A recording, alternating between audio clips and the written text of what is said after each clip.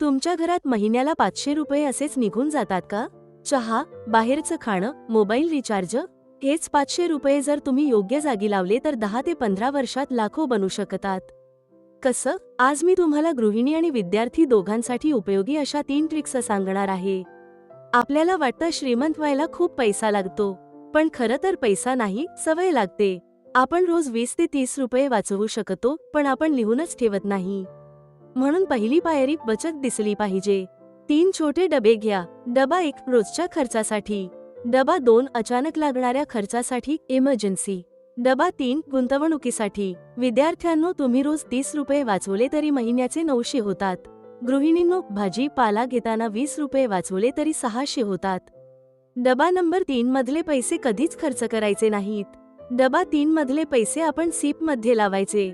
सीप म्हणजे systematic investment plan, याला पद्धतशीर गुंतवणूक योजना मराठीत असे म्हणतात. कलेतून कमाई, बचत सोबत कमाई पण हवी. विद्यार्थी, तुम्हाला येत असलेलं टायपिंग, व्हिडिओ एडिटिंग, शिकवणी यातून महिन्याला 2 ते 3 हजार सहज मिळतात.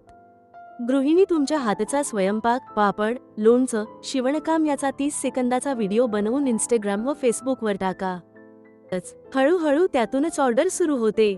लक्षात ठेवा, पैसा वाचवणं ही पण कमाईपासून एक वही घ्या आणि लिहा, आज मी किती वाचवले. तुम्हाला सीप कसं सुरू करायचं यावर सविस्तर व्हिडिओ हवा आहे का?